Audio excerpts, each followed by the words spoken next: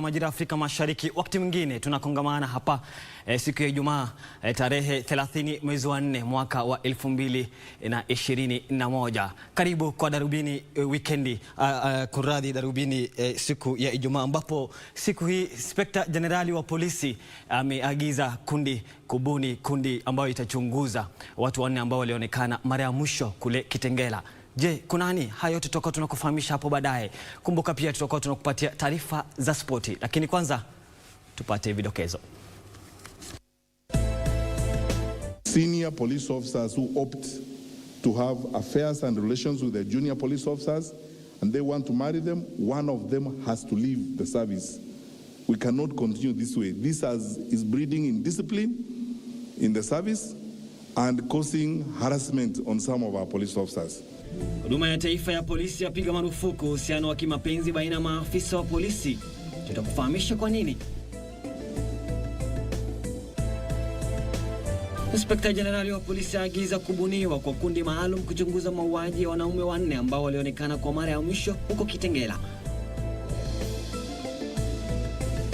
Na Kenya kesho itaungana na jamii ya kimataifa kuadhimisha siku kuu ya wafanyikazi, huku watu wengi wakikabiliwa na hali ngumu kiuchumi kutokana na athari za janga la COVID-19.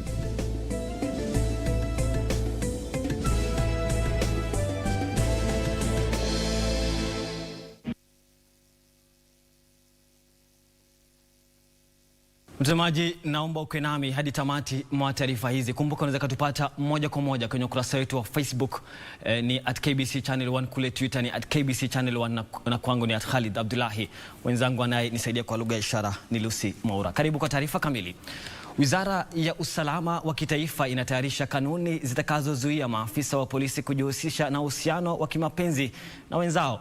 Waziri wa Usalama Daktari Fred Matiang'i alisema hatua hiyo inanuia kuzuia visa vya mauaji ya wanandoa, dhulma za kimapenzi na utovu wa nidhamu miongoni mwa huduma hiyo. Matiang'i alisema agizo hilo lilitekelezwa kufikia mwezi Julai mwaka huu.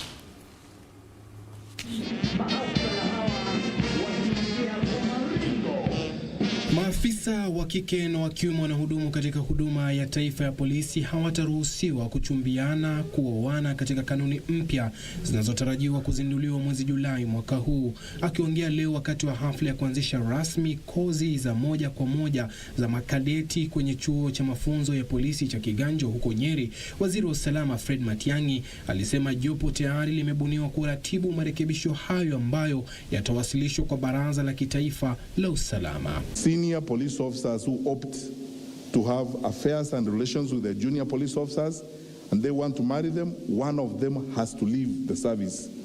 We cannot continue this way. This is breeding indiscipline in the service and causing harassment on some of our police officers. And when this office is institutionalized, I hope this will happen as soon as 1st of July. We will expect to look at this data on a regular basis so that we take care of the interests of our police officers. Matiang'i alisema pendekezo hilo linanuiwa kuepusha visa vya mizozo miongoni mwa maafisa wa polisi na vile kushughulikia malalamishi ya dhulma za kimapenzi yanayotolewa na maafisa wa kike. Especially our female members of the service, some of them have complained about sexual harassment. Some of them have complained about mistreatment. We have investigated some of the cases, but because we did not have a stringent ecosystem, some things have fallen through the cracks. It will not happen that way in the future.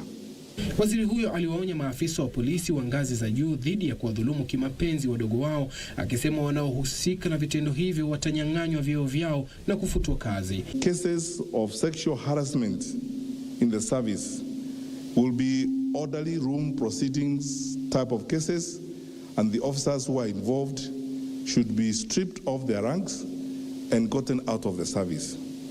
We cannot hope that if we are not disciplined ourselves, we will be able to discipline those who work with us and we will be able to offer competent and efficient services to our people. Matiang'i hata hivyo aliwahakikishia wale ambao tayari wameoa wenzao kwamba hawataathiriwa na agizo hilo jipya. Suleimanieri, Darubini ya Channel 1.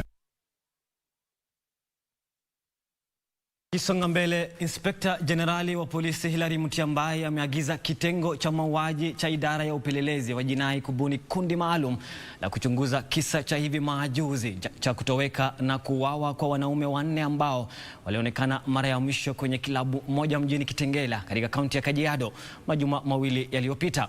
Mutyambai alisema kuwa kundi hilo linapaswa kuhakikisha kuwa uchunguzi huo unakamilishwa na wahusika kufunguliwa mashtaka katika muda wa mwezi mmoja.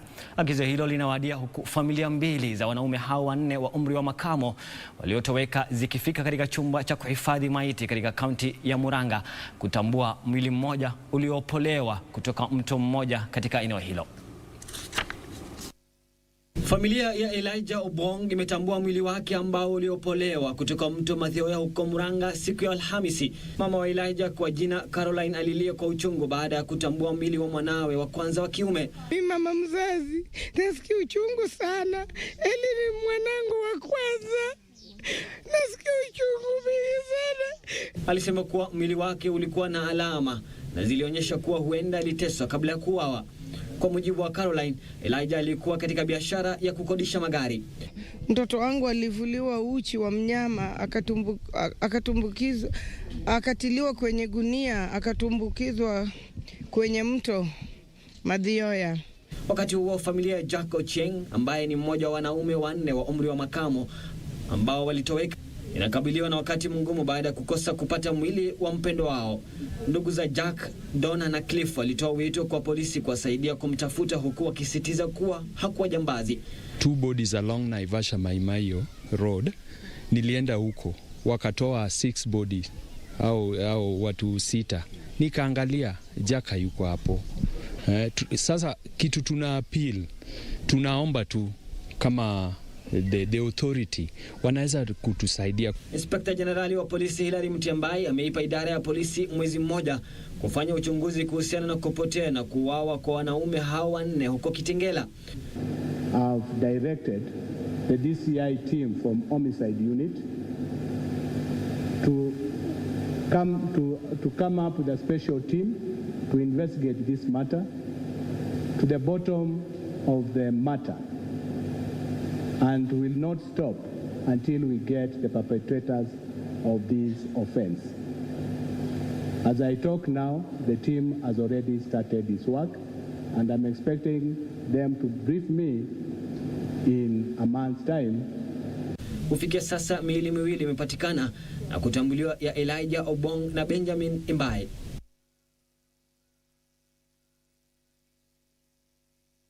Ni taarifa ya kutatanisha sana, natumai watapata haki. Tupate taarifa nyingine ambayo ya kusikitisha, ambapo maafisa wa polisi katika kituo cha polisi cha Kingero, eneo bunge la Kabete, kaunti ya Kiambu, wanamtafuta mwanamke mmoja anayeshukiwa kumuua mpenziwe kwa kumdunga kisu shingoni. Kwa mujibu wa familia ya mwenda zake, Kelvin Kamami mwenye umri wa miaka 29 alikuwa na mpenziwe Ann Waithera katika chumba chao kabla ya tukio hilo kufanyika. Naibu kamanda wa polisi wa kaunti ndogo ya Kabete, Martin Wekesa, akithibitisha kisa hicho, alisema polisi wanamsaka mshukiwa ambaye alitoroka mara tu baada ya kisa hicho.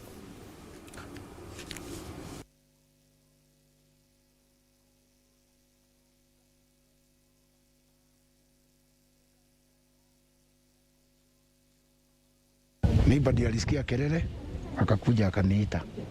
Ndio tukaenda na yeye. Wakati tunaenda na yeye sasa kuangalia kwa nyumba ya kijana yangu, tukakutana na huyo msichana kama anatoka.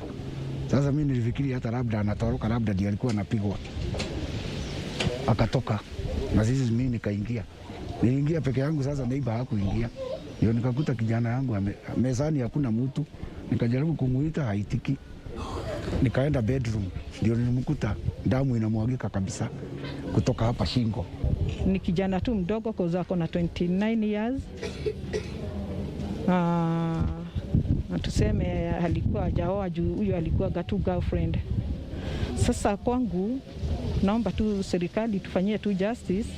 Na aliuawa na msichana ambaye inasemekana alikuwa bibi yake, ambaye amekaa na yeye mwaka moja na akatoroka. Ni kweli tunatafuta huyo msichana, atuambie ni nani aliua huyo mzee, kama anajua ama kama yeye pia alihusika katika hicho kifo.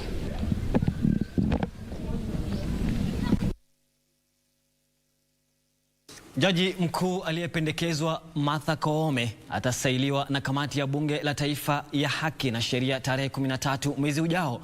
Kwenye taarifa, katibu wa bunge Michael Sialai alisema kikao hicho kitaandaliwa katika ukumbi majengo ya bunge kuanzia saa 4 asubuhi. Siku mbili baada ya jina la Jaji Martha Koome aliyependekezwa kuwa jaji mkuu kuwasilishwa rasmi kwa bunge kwa usaili, kamati ya bunge ya haki na sheria imewaalika walio na malalamiko kuyawasilisha. Kulingana na tangazo kwenye gazeti moja la kila siku, kikao hicho cha usaili kitaandaliwa siku ya Alhamisi tarehe 13 mwezi Mei mwaka huu katika majengo ya bunge kuanzia saa 4 asubuhi. Aidha, tangazo hilo linasema yeyote aliye na malalamiko kumhusu aliyependekezwa anaweza kuyawasilisha kwa njia ya maandishi pamoja na ushahidi kwa ofisi ya katibu wa bunge katika majengo au kupitia barua pepe clerk@parliament.go.ke kufikia siku ya Jumatano tarehe 12 mwezi Mei. Kamati ya sheria baada ya kukamilisha usaili itawasilisha mapendekezo yake kwa bunge kujadiliwa. Spika wa bunge la kitaifa Justin Muturi siku ya Jumatano aliagiza kamati ya JLAC kuharakisha mchakato wa usaili, kwani bunge lina siku 28 pekee kutoa uamuzi. Kamchemenza, Darubini ya Channel 1. Mtazamaji, Kenya kesho itajiunga na mataifa mengine duniani kwa sherehe ya Labor Day licha ya hali ngumu ya kiuchumi inayotokana na janga la ugonjwa wa COVID-19. Wafanyikazi wengi wamepoteza kazi zao katika sekta rasmi na isiyo rasmi. Biashara zimesambaratika huku takwimu zikionyesha kwamba kiwango cha ukosefu wa ajira kimeongezeka pakubwa. Na huku ulimwengu ukaadhimisha siku ya wafanyikazi, miito imetolewa kwa nusuru wafanyikazi hasa walio katika sekta isiyo rasmi ambapo wengi wameachwa bila ajira baada ya kutatizwa na ugonjwa wa COVID-19. Mwanahabari wetu Ben Chumba na taarifa hiyo. Kwa miaka mingi sasa, Faith Minza amekuwa akifanya kazi katika mashamba ya maua ya Naivasha. Ingawa kazi hiyo imekuwa na changamoto zake, hajawahi kumbwa na magumu kama yale ambayo yamemkabili kwa mwaka mmoja uliopita tangu kuzuka kwa janga la COVID-19. Mishahara yetu ni duni sana. Last year walikuwa watuongeze mshahara, August huwa wanaongezea watu mishahara. Sasa katika ile hali ya kutaka kuongezea watu mishahara, kukawa kuko na COVID-19. Minza anasema janga hilo liliwaathiri pakubwa baada ya kuagizwa kwenda likizo isiyolipwa kwa kipindi cha miezi 4. Yeye pamoja na wenzake waliofutwa kazi walilazimika kutafuta kazi mbadala, ikiwa ni pamoja na uchuuzi na kufanya kazi ya nyumba kabla ya uuzaji wa maua ng'ambo kurejelewa. Kwa sababu maua haikuwa inaenda ng'ambo, ndege zilikuwa zimefungiwa. Na hata zikienda ng'ambo tulikuwa tunaonyeshwa kwa TV, ndege maua zinatupwa. You see, kwa sababu ng'ambo pia watu walikuwa wamekuwa lockdown, hakuna kuuza maua. So, maisha ikarudi chini, watu wamefutwa. Kabla ya siku kuu ya leba, wafanyikazi katika sekta ya kilimo cha maua hawana cha kusherekea kutokana na hali ngumu ya kiuchumi inayotokana na janga la COVID-19 na ongezeko la bili. Hali hiyo imechochewa na hali ya waajiri kupunguza baadhi ya wafanyikazi katika juhudi za kupunguza gharama ya uzalishaji baada ya kupata hasara kubwa kutokana na janga la COVID-19. Apart from vile tulikuwa tunaandikwa on seasonal terms ya 3 months as per our CBA, 3 months, 6 months, then after 6 months you are confirmed into permanent. Sasa imekuwa ngumu juu sana wanataka kutumia term contract, watakupatia mwezi mmoja, wakupatie pengine miezi 2. So pia imekuja kuaffect employment. Wafanyikazi wa mashamba ya maua ni miongoni mwa maelfu ya Wakenya ambao hawajui hatima yao kutokana na janga la COVID-19 na hawana uhakika ikiwa siku ya Labor Day hapo kesho itakuwa afueni kwao. Kama wangeweza kutuongezea mishahara hiyo 10%, kama ni 10%, watuongezee tu hiyo 10%. Inaweza kumsaidia angalau hapo mahali kidogo ajimudu, aweze kusomesha watoto wake na aweze kufanya mambo yale ambayo watu wengine wanayafanya. Niko sure tutakuwa na a new CBA, a new increment come 1st of August this year. Masaibu sawia akishuhudiwa na baadhi ya vijana kupitia muungano wa vijana ambao sasa unataka serikali ipatie kipaumbele maslahi ya vijana wakati wa sherehe ya leba hapo kesho. Be focused as a country to cater for its young people. We cannot celebrate Labor Day when majority of the population have no work. it is a concern. Going to a Labor Day where the workers of this country have nothing to celebrate about. Most of them have been sent off on their workplaces and they have no income. Kundi hilo linadai kwamba kukithiri kwa ufisadi na kashfa za kila mara vimehujumu utoaji wa nafasi za ajira na kuacha mamilioni ya Wakenya bila ajira. Ben Chumba, Darubini ya Channel 1.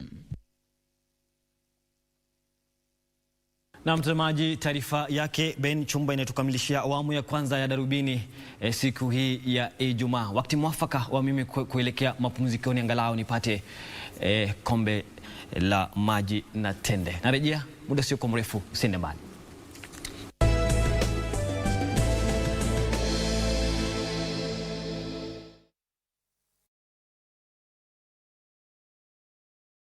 Je, umeomoka? Kama hujaomoka kwenye Quickbit ndio mambo yote. Hapa tuko na fridge, kodi yake ni CM. Tuko na gas cooker, kodi yake ni CK. Tuko na TV, kodi yake ni TV. Tuko na simu aina ya Samsung ni SM ama Oppo ni Oppo. My friend, mahali popote unanitazama, eka hizo kodi zake kisha utume kwa 4032353. 4032353. Alafu utakuwa unaomoka na hizi bidhaa. Kumbuka kwenye Quickbit ni bila bora zaidi kwa bei ya chini kwa chini. Tonight on KBC Channel 1. Awe kazi yako nini hasa? Kabla uniite mjuchi, mzee wako anachona kaya. Basi ukimwona waona kaya na wanambilika. Unakwenda paka kwa mke wangu wewe. Kufanya nini? Mzee kufanya nini wewe? Kama yangu. Ninamuona na mbona tukisimu kadamu na karatasi kisema hivi. Wewe watani hiyo tatu. Hiyo tatu ya nani babu? Je, unajua hasa wakati huu wa COVID-19 unaweza wasiliana nasi kupitia 0800724499 au kwa kutumia barua pepe kwa comments@ira.go.ke. Unaweza pia kutembelea tovuti yetu kwa www.ira.go.ke au kwa mitandao ya kijamii. Sasa umejua, IRA, bima bora kwa taifa.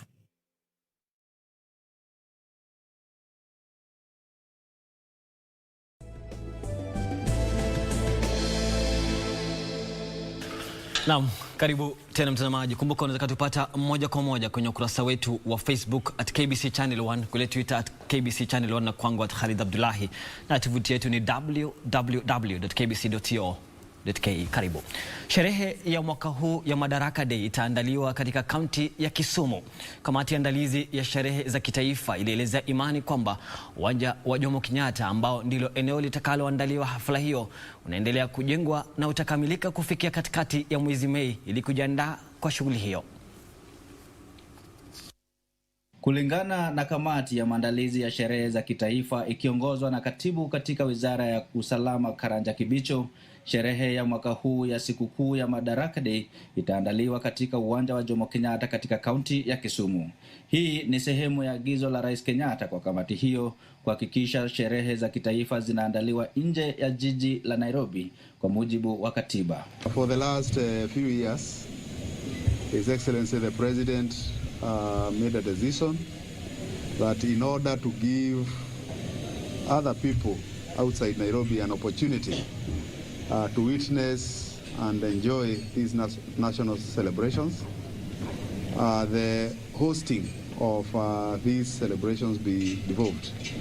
And we have had these celebrations in very many other counties, and indeed the last one that was held outside Nairobi was in the neighborhood here in Kisii.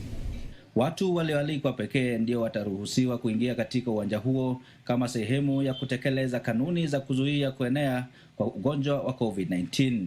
Wakenya watafuatilia sherehe hiyo kwenye runinga zao. We are also aware that we are living during difficult times when there is COVID and the issue of how big the celebration can be, issues that are of interest to the committee.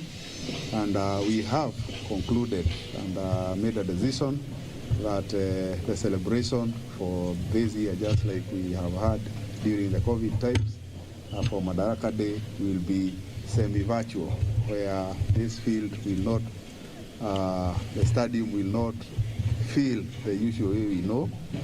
We will have a limited number of people here, but we will have very many other points around this town, and we'll also be screening it live for the rest of the country to witness.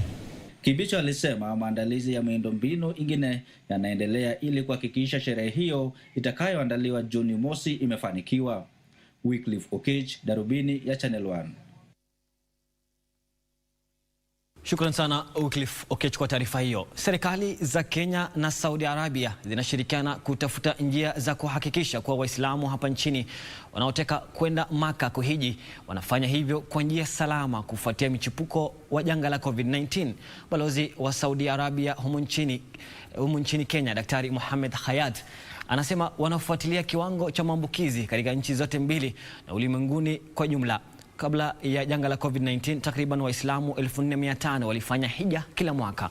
Hija ya mwaka huu ni kuanzia tarehe Julai 17 hadi 22.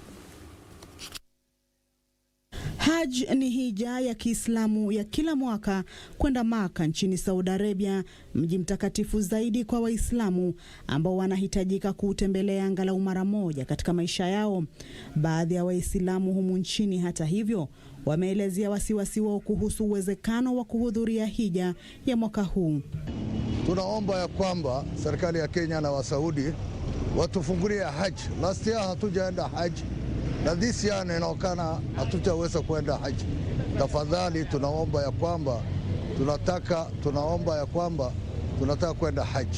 Tuseme hata kama mbeleni walikuwa wanaenda kitu kama 100%, tuseme kama 45% ama 50 waende, kwa sababu hili lazima, ni kitu ambayo ni lazima.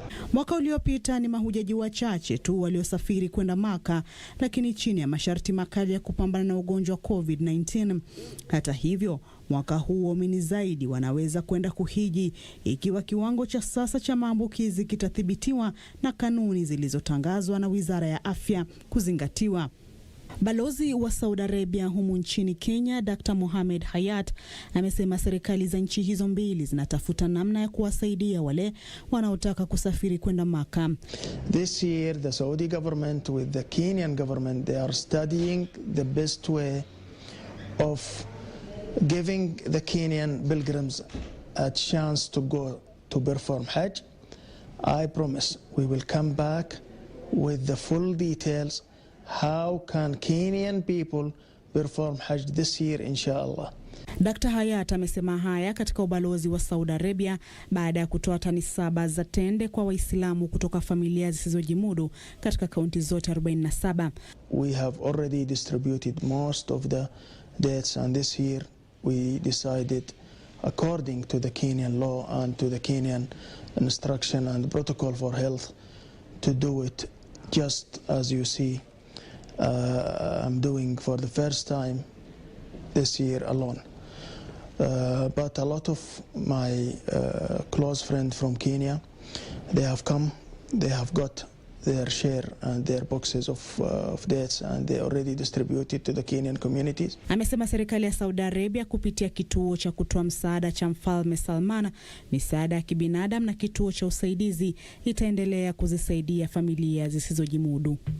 It's the time we really should be together. It's the time we prove to our allies in Kenya that we are here supporting Kenyan people, and of course all these coming through the cooperation with the Kenyan government, especially the Ministry of Foreign Affairs, because we couldn't have this dates and this basket food entering Kenya without all the Kenyan authorities support and approve this contribution from Saudi Arabia. Mtazamaji, mali ya thamani isiyojulikana iliteketea siku ya Alhamisi usiku baada ya moto mkali kuchoma vibanda mjini Tala katika kaunti ya Machakos. Kwa mujibu wa mshahidi, moto huo ulisambaa kwa haraka katika maeneo ya kuweka bidhaa, hasa baada ya mlipuko kusikika katika jengo hilo. Juhudi za wazima moto ambao waliwasili saa moja baadaye za kuzima moto huo hazikufaulu, kwa vile walifanikiwa tu kuokoa bidhaa chache. Moto huo wa kutatanisha mjini Tala katika kaunti ya Machakos ulianza saa 2 usiku wa Alhamisi na kuchoma na kuharibu vyakula na bidhaa nyingine katika mojawapo ya maduka makubwa zaidi za ujumla mjini Tala. Moto huo ulisambaa huku juhudi za wakazi za kuuzima wakitumia maji zikiambulia patupu. Polisi walikuwa na wakati mgumu kudhibiti umati ambao ulikuwa umejitokeza kusaidia. Kwa mujibu wa walioshuhudia, wazimamoto waliwasili wakiwa wamechelewa, huku mali ya dhamani isiyojulikana ikiharibiwa kabisa. Watu wanaonelea pengine ingekuwa inaweza kuwa ni stima ilisababisha, ama pengine muuzaji ama mwenye biashara akawa pengine aliwacha kitu ambacho kingeweza kusababisha moto.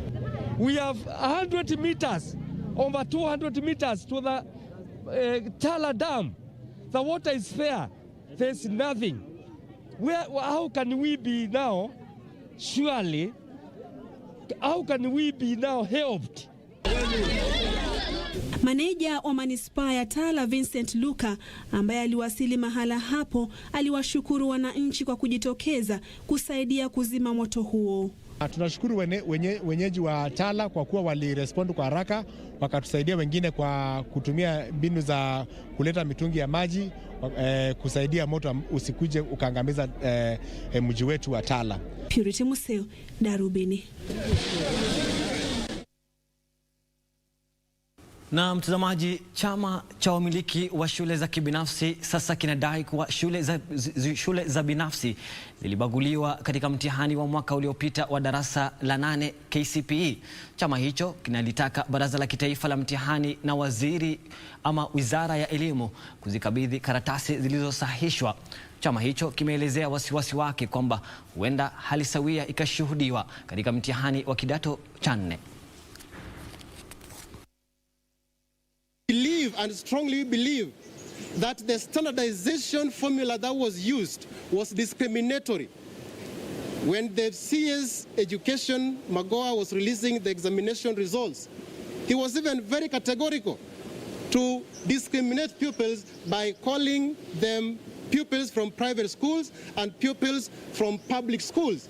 And we call upon the Kenya National Examination Council to remove that section that requires that schools enter details as to whether they are public or private institutions, so that when the standardization formula is applied, it should be applied equally and non-discriminatory, and it should be acceptable like we have always done before. We are about to release, to be issued with the Form 1 selection. What would become of the Form 1 secondary school selection? Those results is the same way they should be able to furnish us, because this is going to affect our children.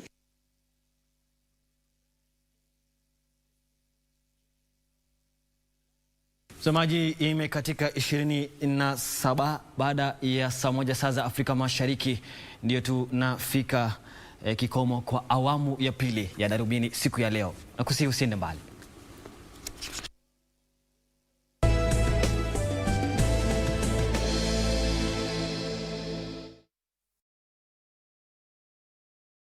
Tonight on KBC Channel 1. What's she done? Just be extra careful and don't let her handle the phone. What? Hello?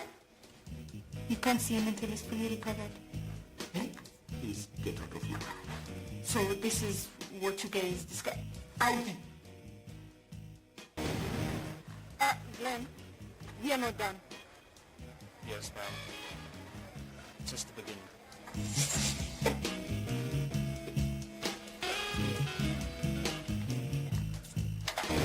You want to take me down so badly, huh? You're guilty. We can get out of this if we work together. Next on. Naira was diagnosed at 5.5 years after we've waited for the speech to come, and it didn't come because everybody kept saying so-and-so's child has autism. Has speech delay, and so she will talk. But at 5.5, one of my sales guys insisted that we must get a diagnosis. My mother is struggling na mimi sana. My daughter was nowhere to be seen, hata mimi sijamuona. That's the way I'm because the family will realize I'm visually impaired, and that's what the end of it. Cause we're differently abled, differently.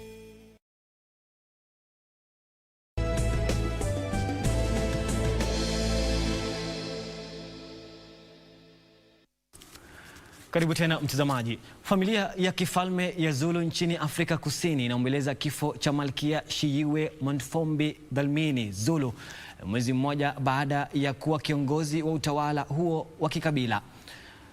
Kwingineko, takriban watu 44 wameuawa na mamia ya wengine kujeruhiwa katika sherehe ya Lag BaOmer kwenye eneo la Foot of Mount Meron nchini Israel.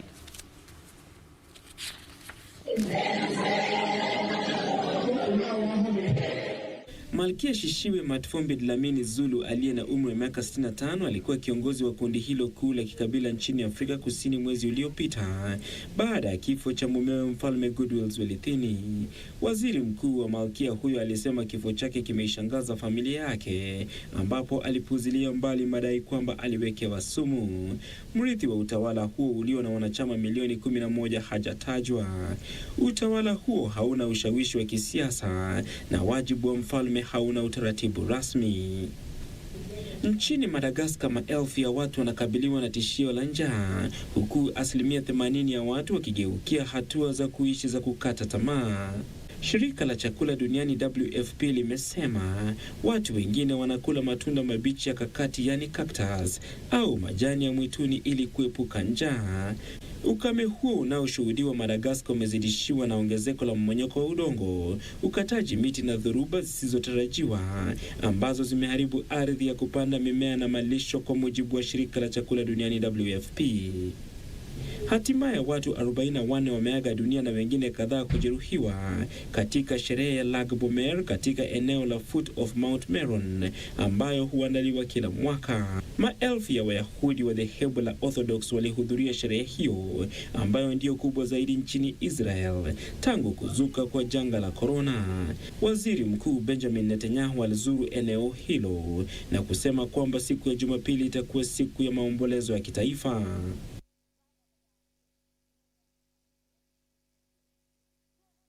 Gavana wa kaunti ya Machakos, Daktari Alfred Mutua, ametoa wito kwa Rais Uhuru Kenyatta kuweka mikakati mwafaka ya kupunguza gharama miongoni mwa afisa wa serikali ili kudhibiti matumizi yasiyofaa ya pesa. Mutua pia alitoa wito kwa maafisa wakuu wa serikali kupunguza matumizi yasiyofaa ya pesa, hasa kupitia kwa kusafiri na kuhudhuria mikutano nje ya mji ili pesa hizo zitumike kuwasaidia Wakenya wakati huu wa hali ngumu ya kiuchumi unaosababisha na changamoto za janga la COVID-19. Kwa hizi na habari zaidi na katika habari kutoka kaunti mbalimbali nchini. Gavana wa kaunti ya Machakos Dr. Alfred Mutua alitembelea eneo la Kwanzambu katika kaunti ndogo ya Yatta kwa shughuli ya upanzi wa miti kama sehemu ya kujiandaa kwa kongamano la mwaka huu la ugatuzi ambalo linatarajiwa kuandaliwa mwezi Agosti. Mutua alikashifu matumizi mabaya ya rasilimali za umma, huku akitoa wito wa kuchukuliwa kwa hatua za dharura kukabiliana na kiwango cha juu cha matumizi ya pesa zinazotumika kulipa mishahara na marupurupu. Na serikali zetu za ugatuzi pia tuache mambo ya starehe. Hii mambo ya starehe tuache. Hii mambo ya watu kuingia ndege kwenda ng'ambo, watu sijui wanaenda workshop wapi, wengine wanaenda wapi, tuache hiyo mambo, tupunguze. Tuweke austerity measures. Na mzozo wa muda mrefu baina ya serikali ya kaunti ya Kisumu na serikali ya kaunti ya Kericho kuhusu ukusanyaji wa mapato katika soko la Sondu unakaribia kukamilika. Hii ni baada ya viongozi kutoka kaunti hizo mbili kuahidi kutafuta suluhu la kudumu. That whatever it is that exists between us, the bond that is there between us is stronger. And so that little misunderstanding that was brought up, here by my brother, I believe will be resolved because already discussions are ongoing. Kwingineko, baadhi ya wauguzi kutoka kaunti ya Kitui wameazimia kukabiliana na kile walichokitaja kuwa viongozi waliojitwika mamlaka wa chama cha kitaifa cha wauguzi nchini. Halima Ahmed ambaye ni mpinzani wa Panyako kwa wadhifa wa katibu mkuu ameshtumu Panyako kwa kujihusisha na ufisadi miongoni mwa madai mengine. Nurses of this country, we want to denounce Seth Panyako. Seth Panyako wants to remain in office for the rest of his life, and he's not in any way representing the interests of nurses in this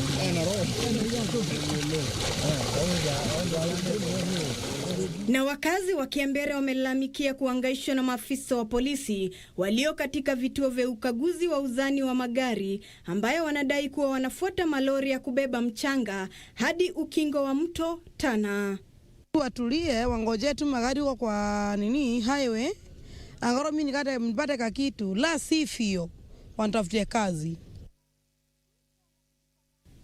Kwingineko, wakulima wa kahawa katika chama cha ushirika cha Igegania Multipurpose Cooperative Society huko Gatundu Kaskazini katika kaunti ya Kiambu wana kila sababu ya kutabasamu baada ya kupata ongezeko la bei ya bidhaa zao. Bareni tulikuwa tukilipwa na shilingi 20, 30, lakini kwa sasa hivi tumelipwa na shilingi 67, na kwa hivyo wakulima wote wanaona sasa ukulima kama umeanza. Katika kaunti ya Migori, baadhi ya watu wanaoishi na virusi vya ugonjwa wa ukimwi wameelezea hofu ya kuzuru hospitali mara kwa mara wakitafuta dawa za ARVs. Kuna uhaba wa dawa hizo muhimu kutokana na kutoelewana kati ya serikali na mashirika ya kutoa misaada kuhusiana na kuachiliwa kwa dawa hizo kutoka bandari ya Mombasa. And for instance, in my case, I'm in Migori. Utoke from all the way from Migori to Kisumu, alafu upewe drug ya 1 week. It's let's say it's going to hinder most of the youths and adolescents, especially for adolescents. Hatimaye wawindaji wawili haramu sugu wamenaswa katika kijiji cha Ngama katika eneo la Mashuru katika kaunti ya Kajiado wakiwa na zaidi ya kilo 200 za nyama za wanyama pori. We managed to arrest 2 of them. As you have seen them, the kind of the meat they are having here and the weapons they are using. But today we are arraigning them in Kajiado court to face the charges. Ruth Wamboi, Darubini ya Channel 1.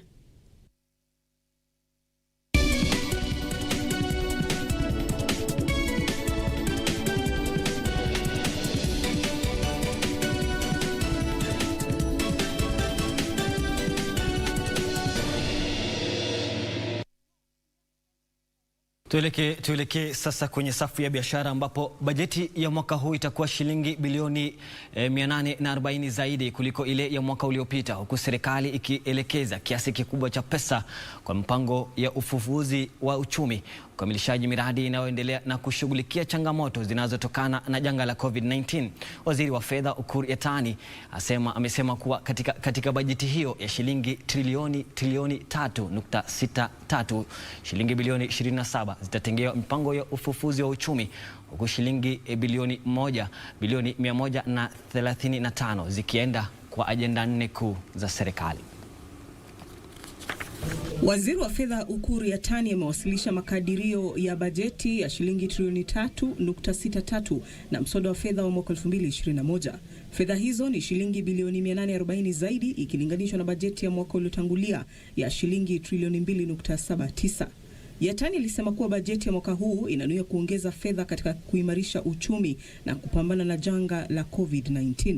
Kwenye taarifa, Yatani alisema kuwa katika kuandaa bajeti ya mwaka huu, Wizara ya Fedha ilizingatia zaidi changamoto zinazosababishwa na janga la COVID-19 na inakusudia kuwekeza shilingi bilioni 26.6 katika kuimarisha uchumi, shilingi bilioni 135.3 katika utekelezaji ajenda 4 kuu za serikali. We may want to rethink whether, investing in infrastructure at this point in time is a priority area. Mention has also been made, although that has gone quiet in recent months or years, about the agenda, Big Four agenda, where we are talking about universal healthcare. We are talking about nutrition, food security and nutrition. We are talking about manufacturing. And we're also talking about this fourth one, housing, if I'm not wrong. Waziri pia aliwasilisha mswada wa fedha wa mwaka 2021 unaopendekeza mabadiliko katika sheria kadhaa za kiuchumi ili kufanikisha bajeti hiyo.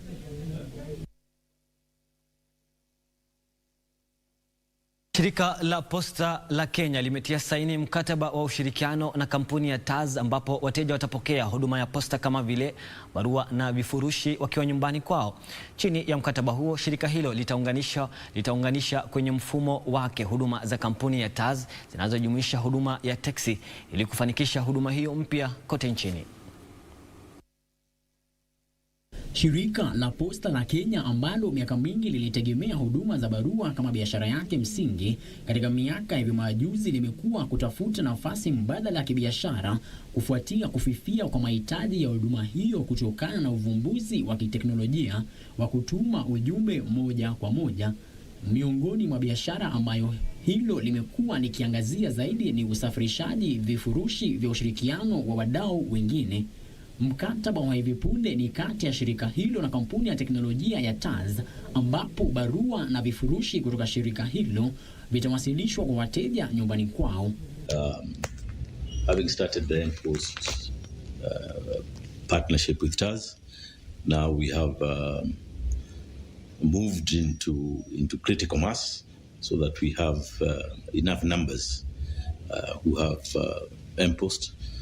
And what we like now to do, and especially during this COVID time, is to make sure that people minimize the interactions with other people. Post office does the delivery between here and Mombasa, or even better off, inter-county delivery is done by the post office, who have a service of overnight delivery. So if I request something to be delivered to Mombasa from Nairobi, overnight that item will be taken by the post office, and the last mile will be done by Tapa delivery after that. Shirika hilo limekuwa likishirikiana na wadau wengine kama vile kampuni ya Safaricom kutoa huduma ya kidijitali ya posta kupitia simu za rununu. Mkuu wa Posta anasema hatua hiyo imechukuliwa kufuatia kuongezeka kwa idadi ya wateja wanaotafuta huduma hiyo. You see, the beauty about M-Post is that you can actually integrate your physical box into your virtual telephone number. So which means you enjoy both ways. That anytime you want to go to the post office, you can pick it up. Anytime you want to it delivered to where you are. We came up with a technology that would incorporate third-party logistics companies like Uber, and with the partnership at M-Post and Posta, we have a greater product and that can bring efficiency and convenience. Shirika hilo linanuia kutumia fursa ya zaidi ya watu milioni 40 walio na simu za rununu kufanikisha huduma hiyo mpya.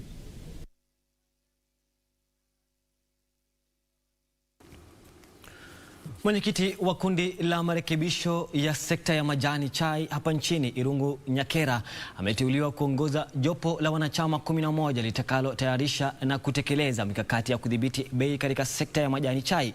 Kwenye arifa ya gazeti rasmi la serikali iliyochapishwa leo, Waziri wa Kilimo Peter Munya amejukumu kundi hilo kusimamia shughuli ya uwekaji bei ya zao hilo na kuratibu mikakati ya kuwanusuru wakulima kutokana na mfumuko wa bei katika masoko ya kimataifa.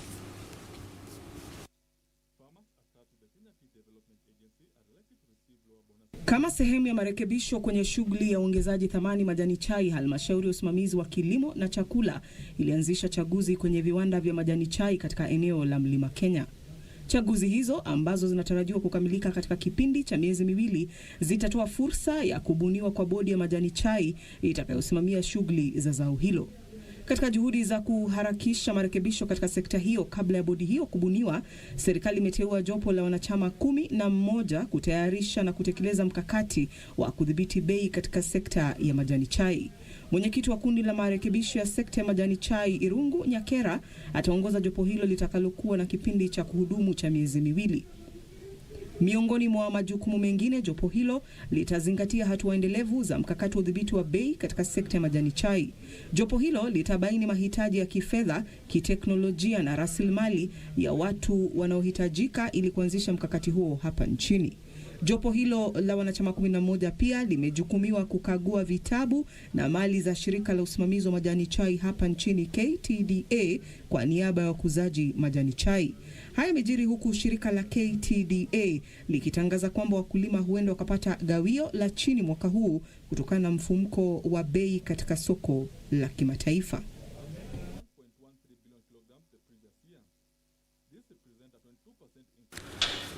Utabeba mzigo wako mwenyewe na pia unakabiliwa na hatari ya kufunguliwa mashtaka ya uhalifu iwapo utajihusisha katika biashara zisizofaa na watu, mashirika au vyama vya ushirika ambavyo havijaidhinishwa. Onyo hili limetoka kwa halmashauri ya kudhibiti shughuli za vyama vya ushirika nchini kabla ya makataa ya tarehe 30 mwezi huu kwa vyama vya ushirika ambavyo haviruhusu wanachama kutoa michango yao, kutuma maombo ya kuruhusiwa kuhudumu nchini kuambatana na sheria mpya za vyama vya ushirika ambazo zilianza kutekelezwa Januari mwaka huu. Wakenya wengi wamepoteza pesa nyingi katika siku zilizopita kupitia mipango ya ponzi na pyramid scheme katika juhudi zinazolenga kuwakinga Wakenya kujiingiza katika mitego kama hiyo. Katika siku zijazo, serikali imeanzisha sheria mpya ya vyama vya ushirika ambayo ilianzishwa mwezi Mei mwaka wa 2020 na kuanza kutekelezwa tarehe mosi mwezi Januari mwaka huu. Kwa mujibu wa arifa ya umma iliyotolewa na halmashauri ya kudhibiti vyama vya ushirika nchini, halmashauri hiyo imesema kuwa muda wa makataa wa tarehe 30 mwezi Juni mwaka huu hautaongezwa kwa vyama vya ushirika ambavyo haviruhusu wanachama kutoa pesa zao kutuma maombi ya kuhudumu nchini baada ya kukamilika kwa muda wa miezi 6. Aidha, arifa hiyo ilitahadharisha kuwa hakuna chama cha ushirika nchini ambacho kitaruhusiwa kuendeleza biashara ya wanachama kuwekeza pesa bila kuzitoa bila kuzingatia kikamilifu sheria na masharti ya mwaka wa 2020. Wananchi wametahadharishwa dhidi ya kujihusisha na vyama vya ushirika ambavyo havizingatii masharti yaliyowekwa. Kaimu afisa mkuu mtendaji wa halmashauri hiyo ya kudhibiti shughuli za vyama vya ushirika nchini, Peter Njuguna, alisema kuwa mtu yoyote au shirika lolote la umma ambalo litapatikana likijihusisha na biashara zisizofaa au kufanya biashara na mtu, shirika au chama cha ushirika ambacho hakijaidhinishwa atakuwa akijiingiza mashakani. Alionya kuwa wale wanaojihusisha na biashara kama hizo huenda wakafunguliwa mashtaka ya uhalifu. Sheria hizo mpya zinawalenga zaidi walio katika vyama vya ushirika ambavyo vinawekeza shilingi milioni 100 na zaidi. Afisi za serikali za kaunti za vyama vya ushirika zitatoa mwongozo kwa vyama vya ushirika ambavyo vinawekeza chini ya shilingi milioni 100 na wala sio vya mitandao au vya uhaibuni.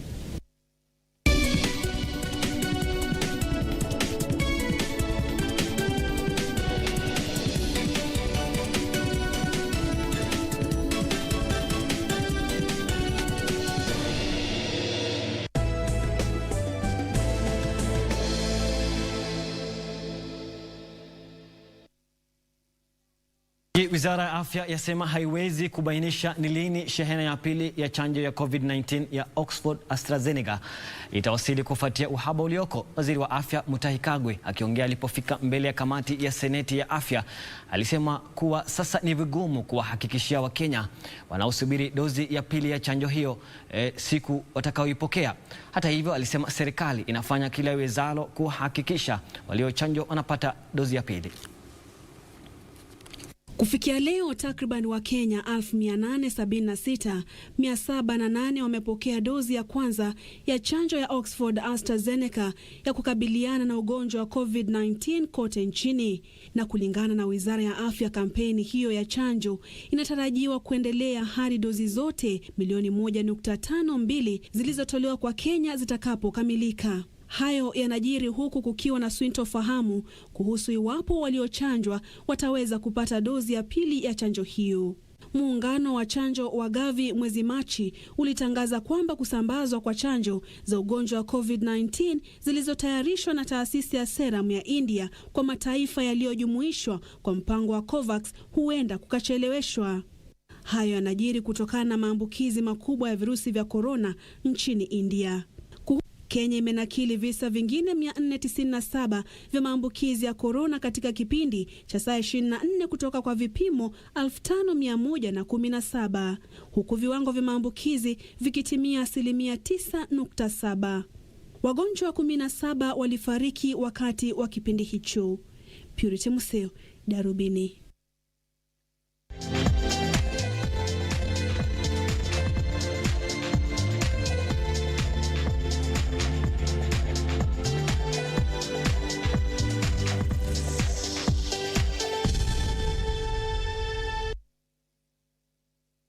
Tuelekee viwanjani sasa ambapo Pyramids FC ya Misri iliyomaliza katika nafasi ya pili kwenye makala ya mwaka jana ya kuwania kombe la mashirikisho ya bara Afrika itachuana na Enyimba FC ya Nigeria kwenye robo finali ya mwaka huu.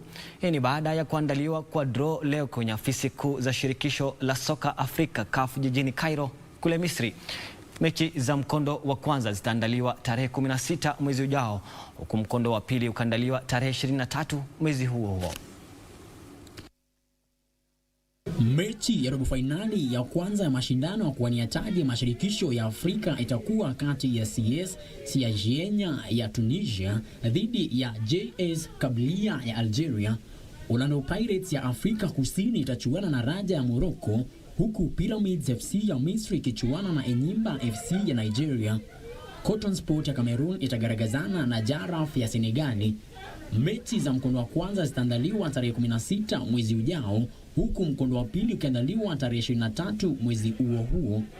Wakati huo, mechi za nusu finali mkondo wa kwanza zitaandaliwa tarehe 20 mwezi Juni, huku mkondo wa pili ukiandaliwa tarehe 27 mwezi huo. Wakati huo, draw ya kuwania kombe la klabu bingwa barani iliandaliwa ambapo Simba FC ya Tanzania itachuana na Kaizer Chiefs ya Afrika Kusini. Mabingwa watetezi Al Ahly wa Misri watapimana nguvu na Mamelodi Sundowns, huku Mak Alja ikitifua vumbi dhidi ya Wydad ya Morocco. CR Belouizdad ya Algeria itamaliza udhia dhidi ya Esperance ya Tunisia. Mechi za mkondo wa kwanza zitasakatwa baina ya tarehe 14 na 15 mwezi ujao, huku mechi za marudiano zikichezwa kati ya tarehe 21 na 22 mwezi huo.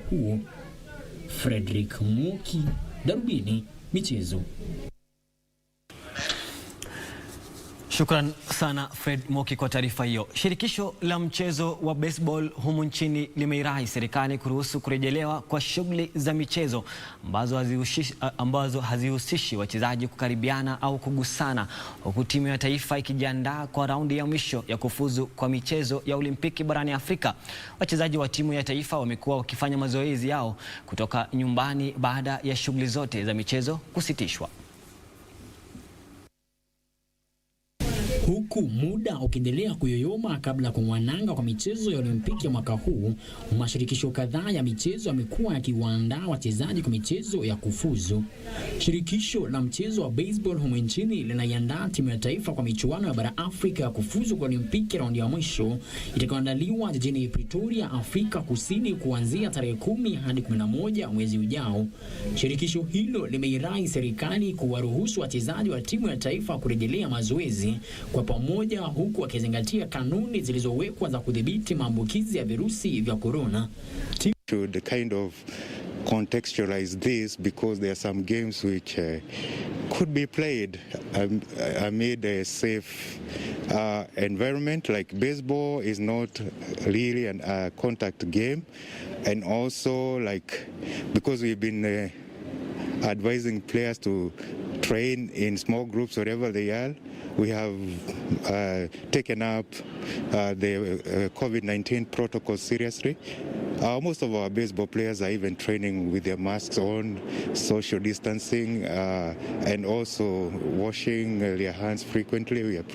They make sure that they have sanitizers wherever they train.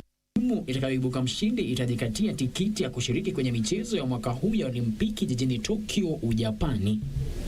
Frederick Muki, Darubini Michezo.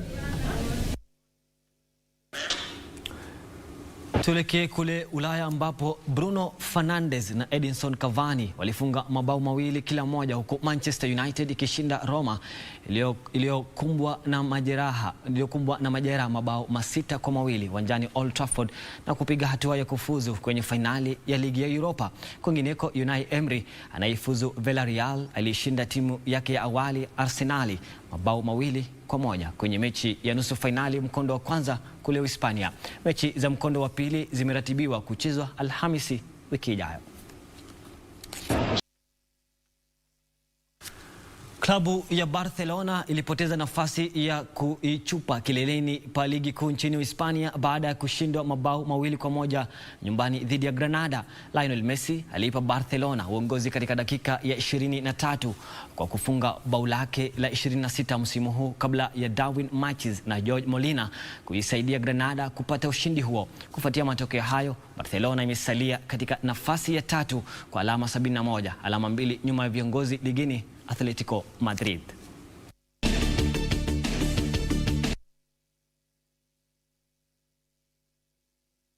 Chelsea Mateo Kovacic huenda akarejea kikosini kuchuana na Fulham kesho uwanjani Stamford Bridge baada ya kukosa mechi 5 kwa sababu ya jeraha la paja.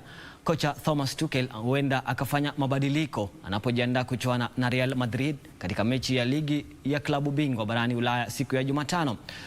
Ruben Loftus-Cheek anayechezea klabu ya Fulham kwa mkopo hataruhusiwa kucheza dhidi ya klabu chake cha awali ya Chelsea. Mechi hiyo ni mojawapo ya mechi kadhaa zitakazochezwa mwishoni mwa juma hili.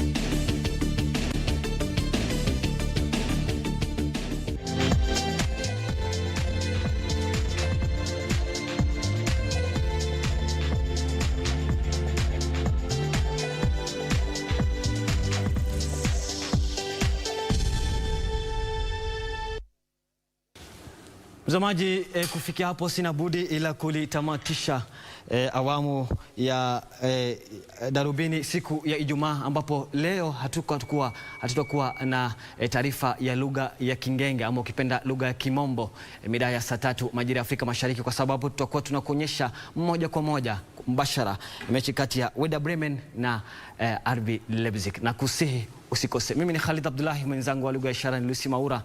Nasema shukran sana kwa wale wote waliofanikisha Darubini siku ya leo. Alamsiki, na kuacha na mwenzangu Mariambo akuletee taarifa ya utabiri wa hali ya hewa.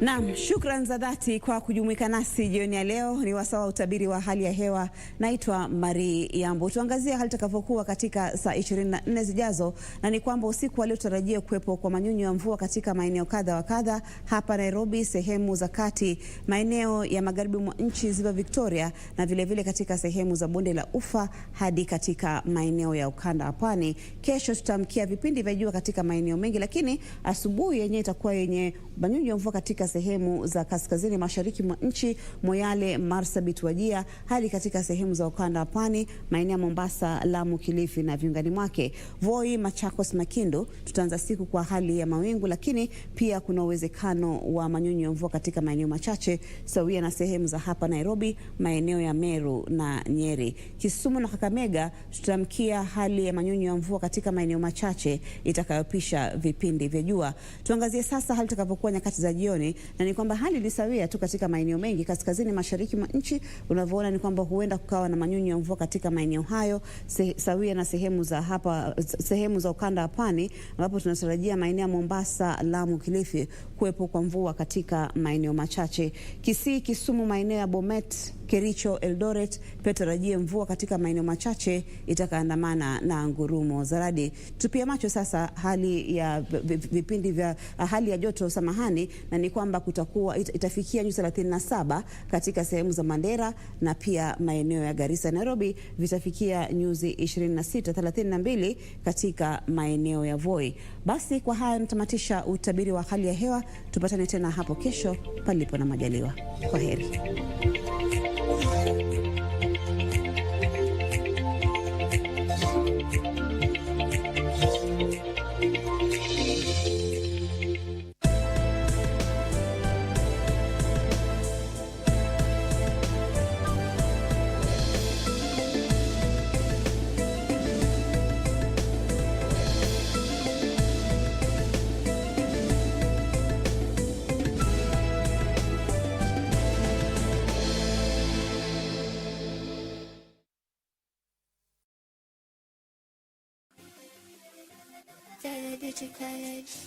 Vera Beauty and Fashion College, with branches in Nairobi, Eldoret, Thika and Meru.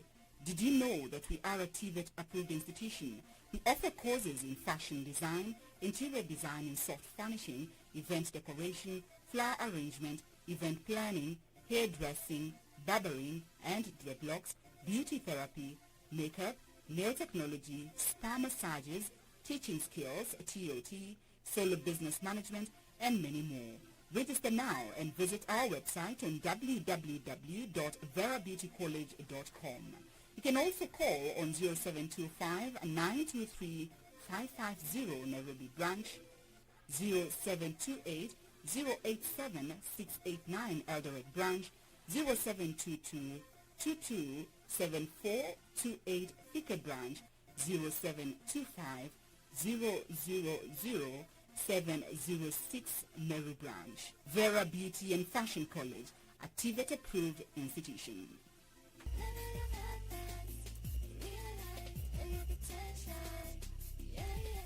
It is not about class or notability, but determination. In the second round,